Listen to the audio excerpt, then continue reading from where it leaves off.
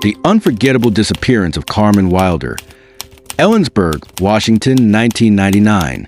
On a wind-bitten February evening in 1999, 22-year-old Carmen Wilder disappeared from a snowy rural backroad just outside Ellensburg, Washington. Her car was found abandoned, engine running, driver's door ajar, hazard lights blinking into the dark pines. Inside, her purse, phone, and a half-drunk thermos of coffee. Outside, tire tracks, footprints, and then nothing. No struggle, no note, no trace. Before we begin, I want to let you know that due to the limited visual materials and the age of this case, there isn't much existing footage or imagery to support the story you're about to hear. As a result, this episode will feature a single image background throughout. Think of this as more of an immersive audio experience, a storytelling session that lets your imagination fill in the gaps. Now's the perfect time to grab your headphones, maybe even some popcorn, and settle in. Tucked in the Kittitas Valley and framed by the rugged ridgelines of the central Cascades, Ellensburg was a town of quiet routines and long memory. The community revolved around cattle auctions, university lectures, and the kind of deep winter that settled in and stayed. It wasn't the sort of place where people vanished. Carmen Wilder had lived there nearly her entire life. Raised by her mother, Judith, after her father died in a mill accident when she was 7, Carmen grew up thoughtful and solitary, more prone to long walks with a tape recorder than neighborhood games. By 1999, she was in her final year at Central Washington University, majoring in studio art. She rented a studio apartment above a furniture restoration shop, just off Fifth Avenue. Friends describe her as perceptive, reserved, and private, with an expressive mind and a nervous sense of humor. She was deeply introspective. Most of her projects, installations of mirrors, static field tapes, and layered ink, explored themes of memory and presence. She didn't party. She rarely drank. She never missed her Monday night shift at the campus library. But in the months before she vanished, Carmen's routine had started to fray. She'd missed 2 critique deadlines in early January. Her voicemail at the library became increasingly cryptic. And according to one friend, Nora Doherty, Carmen had recently told her she felt watched, not in a paranoid sense. More like studied. She said it felt like something just outside her vision, just behind her. Nora later told deputies. She joked it was probably from working too late or listening to too many weird field recordings. But I could tell it bothered her.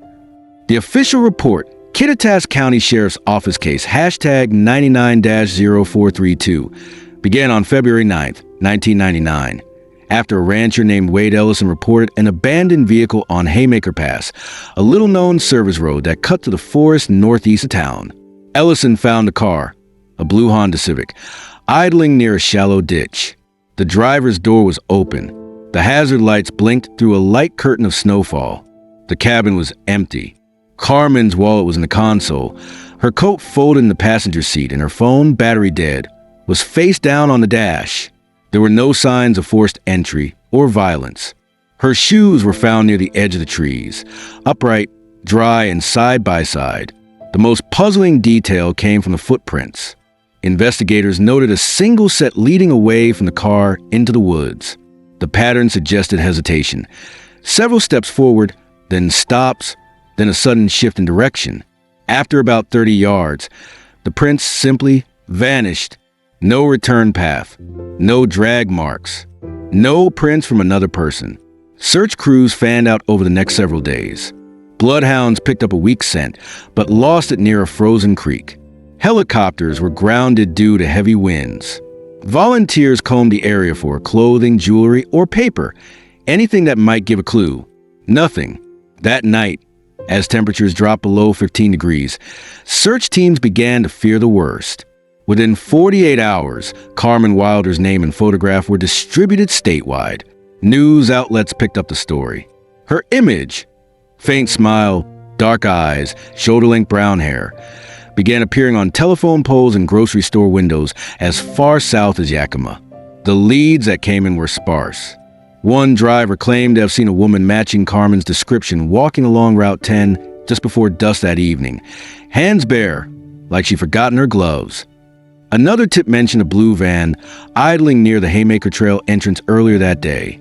Both reports were unverified. Friends and professors were questioned. No romantic partners. No financial distress. No signs of a secret life. But her sketchbooks, recovered from her studio, told a different story. In the final pages, Carmen had drawn repeated motifs. A figure just beyond a tree line, a doorway opening into static, eyes drawn without faces.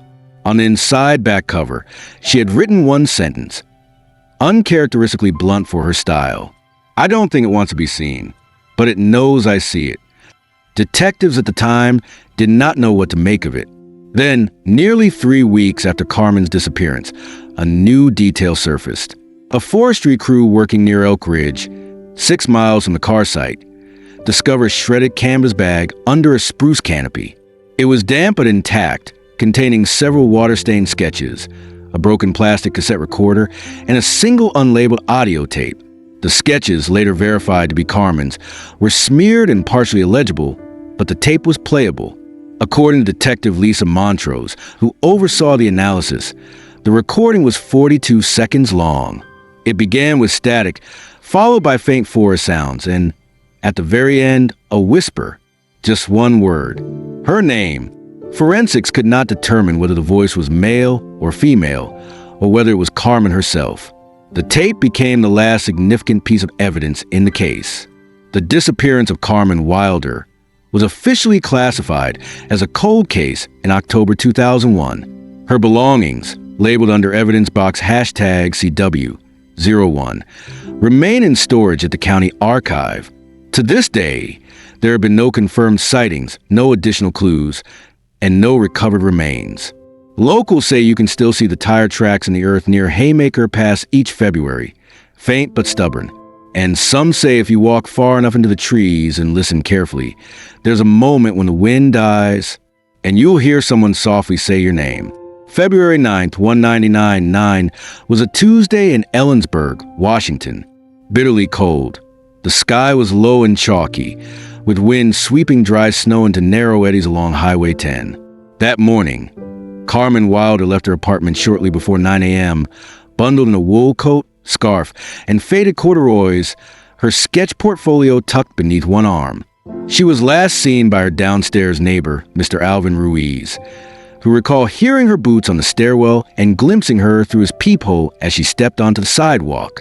She didn't look rushed, Ruiz later told investigators, but she wasn't lingering, seemed focused, like she had somewhere she needed to be. What Carmen did between 9 o'clock and 10:30 a.m. remains partially unaccounted for. 10:47 a.m., sighted on campus. At 10:47 a.m., campus security footage confirmed Carmen's arrival at Central Washington University's Randall Hall, home to the art department. She entered through the west doors, carrying her usual tote and thermos.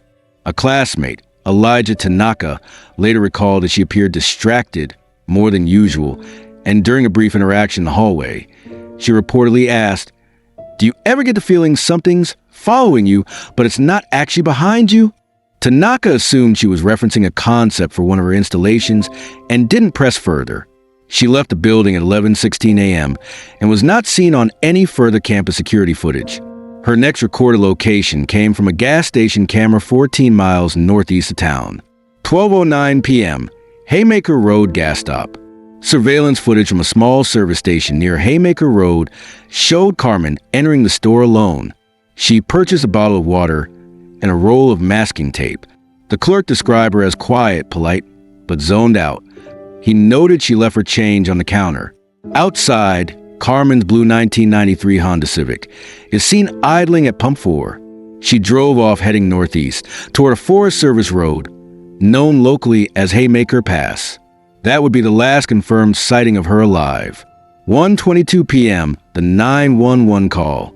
At 1:22 p.m., rancher Wade Ellison dialed 911 after discovering an abandoned vehicle on the side of Haymaker Pass Road. The dispatcher log reads, "Caller reports car running unattended, driver's door open, hazards flashing, no visible driver. Tracks in snow lead toward woods." Deputy Karen Hollis was first to arrive, Reaching the scene at 1:49 p.m., the car was still running. The driver's door hung open. Hazard lights blinked steadily in the gray light. The vehicle was registered to Carmen Wilder. Inside the car, deputies found Carmen's purse with ID and $43 in cash. Her coat, neatly folded in the passenger seat. A thermos half full of lukewarm coffee. Her sketch tote was in the back, zipped shut. Her phone, powered off, battery drained, was on the dashboard. A tape recorder, missing batteries, is in the glove box. No signs of forced entry. No blood. No struggle. Just outside the vehicle, a single trail of footprints led into the woods. The prints were uneven and showed multiple pauses, as if the person had turned to look back more than once. After approximately 30 yards, they stopped abruptly. Searchers could not explain how. The snow was undisturbed beyond that point. No return path. No signs of animal activity. No drag marks. The search begins. By 3 p.m., Kittitas County Sheriff's Office had formally launched a missing persons investigation under case number #99-0432. Sheriff's deputies, local volunteers, and campus staff formed search parties. The terrain was difficult, steep in places, slick with ice, and heavily wooded. Teams combed the area until nightfall and resumed again at dawn. By day 3, K-9 units from Yakima were brought in. Dogs reportedly picked up a scent trail that followed Carmen's path for nearly 200 feet before it dissipated at the banks of a frozen creek. One searcher, Brian Hatch, later described the moment eerily. It was like she just lifted off the ground. Helicopters were deployed, but grounded by high winds and snow squalls.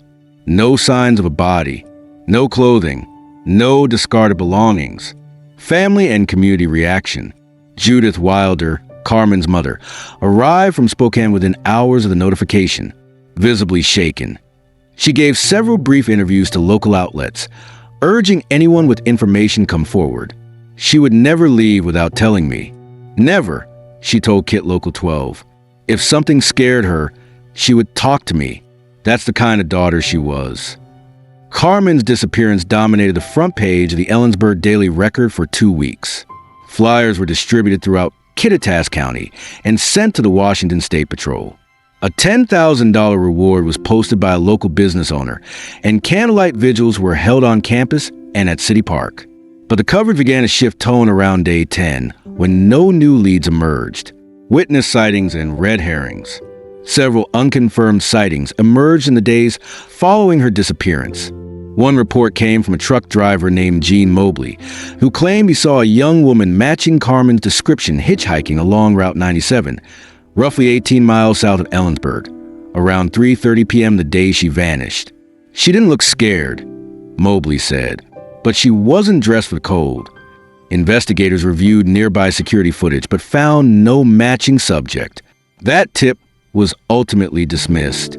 A more troubling lead came from a student at CW who reported that 3 days before Carmen disappeared, he had seen her arguing with a man in the university parking lot near the art building. He described the man as white mid-30s with a buzz cut and a leather jacket. The student didn't hear what was said, but claimed Carmen looked uncomfortable. This composite was circulated, but no individual matching the description was ever identified, and Carmen's close contacts couldn't corroborate the encounter. Digital and physical evidence. Authorities examined Carmen's phone records, but found no unusual activity. Her last outgoing call was a voicemail left at 8:44 a.m. that morning for her professor. "Hey, I may be late. I have to run an errand. I'll explain later. Sorry." No other details. Police never determined what the errand was. Her sketchbooks, recovered from both her car and apartment, showed increasing fixation on solitude, watchers, and disembodied forms. Not uncommon for her art, but according to her advisor, Dr. Elsie March, they had taken on a frantic edge in the past few weeks. A tape recovered from her canvas bag, found 3 weeks later under a spruce canopy, was the only clue to surface after the initial search. The short recording, analyzed by audio technicians, yielded little. At the 38-second mark, just before the tape ends, there's a whispered voice. "Carmen!" Experts could not determine the source. rumors, and early theories. Several theories began circulating among locals. Voluntary disappearance. Unlikely, given her personality and lack of preparation. Hypothermic disorientation. Though the footprint trail ends, there were no signs of wandering behavior or shedding clothes, a common symptom. Animal attack. Dismissed, no blood or drag marks. Abduction. Possible, but no additional footprints, tire marks, or evidence of a second party. And then there were the whispers. Unofficial, unprovable, and unnerving. Some of Carmen's classmates recalled that in the final days before she vanished, she'd mentioned hearing a hum near her studio at night. Others said she was afraid of going into the woods alone, something unusual for her. She wasn't acting paranoid, her friend Nora said. It was more like she knew something was coming, and she was trying to figure out how to stop it. By April, the official search was scaled back.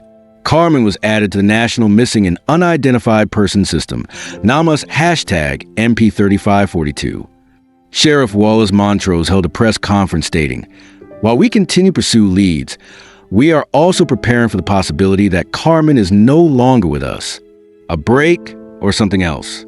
On April 29th, 1999, 79 days after she was last seen, a park ranger patrolling near Elk Ridge Trail, approximately 6 miles east of the Haymaker site, discovered something odd wedged between the roots of a cedar tree.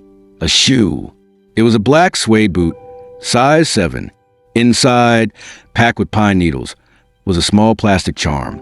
A copper pendant in the shape of a moth, identical to one Carmen was known to wear on a chain.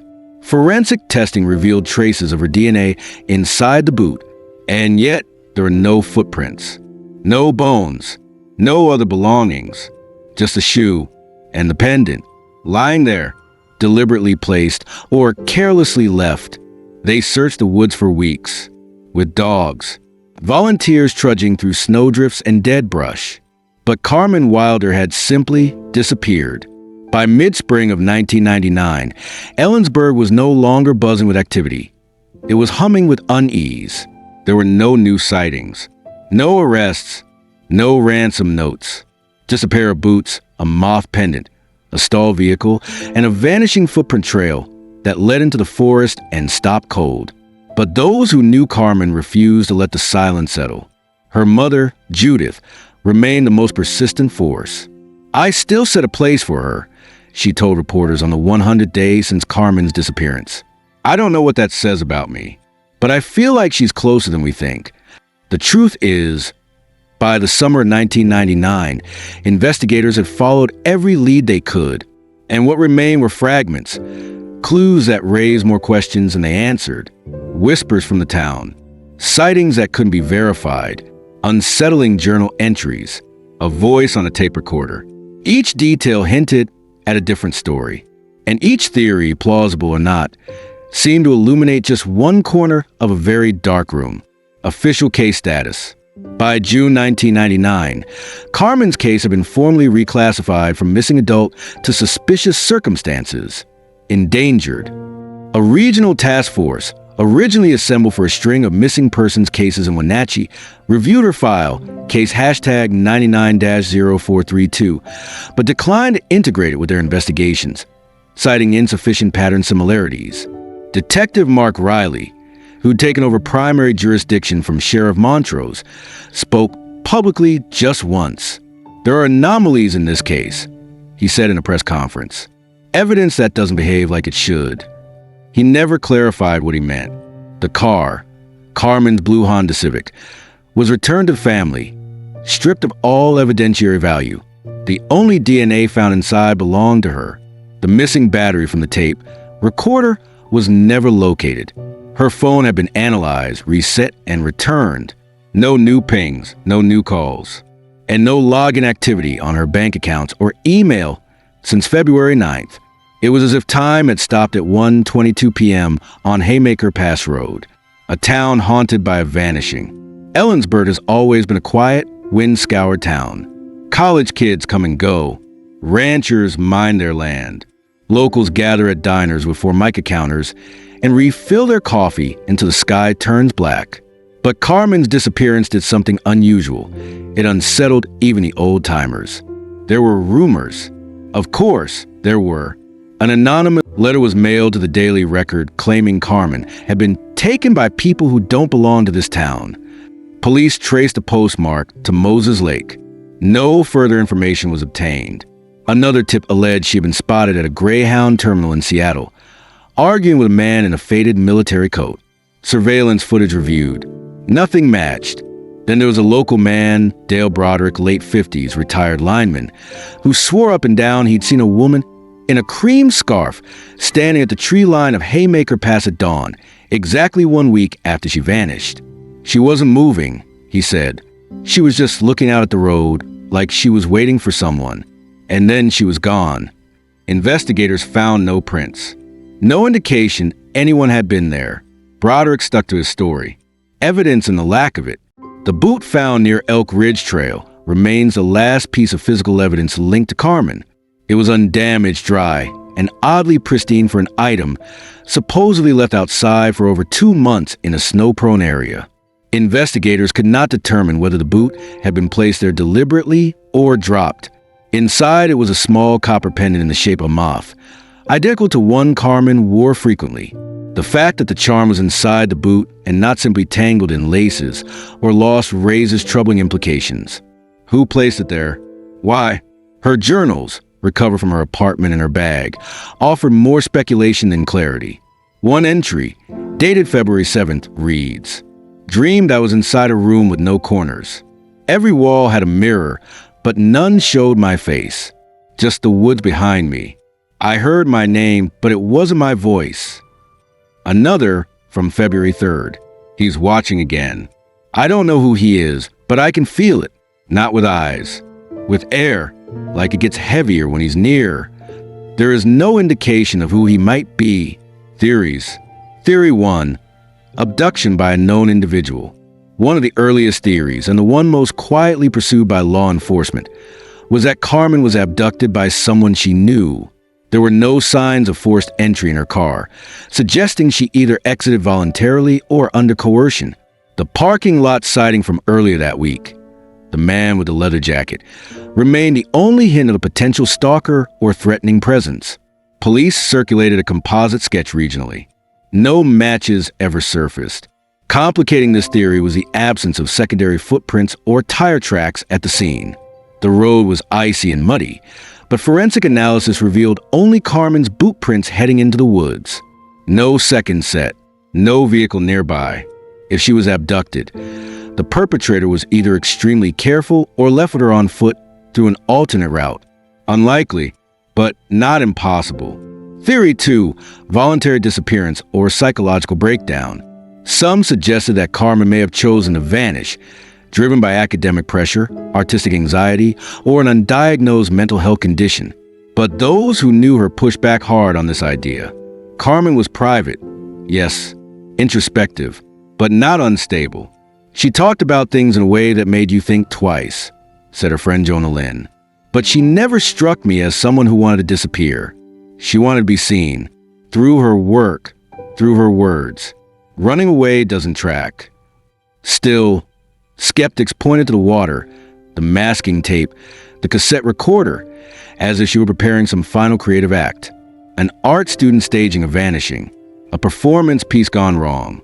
It's a compelling narrative, but it doesn't explain the trail of single footprints that stopped mid-forest, or why her bag was later found beneath a cedar canopy with no signs of animal disturbance or weather degradation, and why fold her coat neatly before fleeing.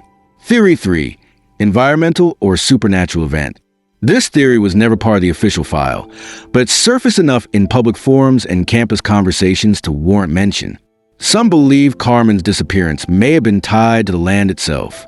The Cascades are ancient, mysterious. Hikers have vanished from those forests before, without explanation. People speak of strange energies in the hills, hums in the trees, places that feel wrong. Add to that the strange tape recording, a voice whispering her name, a trail that leads nowhere, and entries in her journal that, in hindsight, sound more like warnings and artistic musings. In late March, a university archivist named Margaret Elwell released a short document noting that the site near Haymaker Pass was once used by the Yakama people for seasonal rituals. "The boundaries of spiritual places are not drawn on maps," she wrote. "They are felt." Was Carmen drawn there? Or called superstition? Probably. But then again, where did her footprints go? The family search for answers. Carmen's mother continued her search long after the town moved on. She hired a private investigator, Victor Sandel, who specialized in cold cases. He traced several leads into Oregon and British Columbia, all dead ends. He did, however, uncover one strange thread: a woman in Idaho who'd received postcards from CW over 4 months in 2001. The handwriting was never authenticated. The sender was never located. The messages were cryptic. The river doesn't flow the way you think it does. Not all doors open with keys. I watched the lights blink out. I waited. I'm still waiting. The postmarks were real, but the origin cities were all different. None close to where Carmen was last seen. Lingering mysteries and a growing legacy. It's now been over 2 decades since Carmen Wilder disappeared. Her name is etched into a plaque at CWU's Randall Hall. Her artwork pieces, preserved by her professor, are occasionally displayed during student showcases. A documentary, The Wilder Echo, aired in 2011, reigniting public interest and inspiring a small online community dedicated to solving her case. But the trail is cold. Investigators were tired. Tips slowed, and the questions remain. Why did she go to Haymaker Pass that day? What caused her to leave her coat behind? Who whispered her name on that tape? And why, in the middle of the snow-covered forest, did her footsteps simply end? What do you think happened to Carmen Wilder? Was it a tragic accident, a carefully orchestrated disappearance, or something far more sinister? Drop your thoughts in the comments. Subscribe to the channel for more content relating to horrors and missing cases.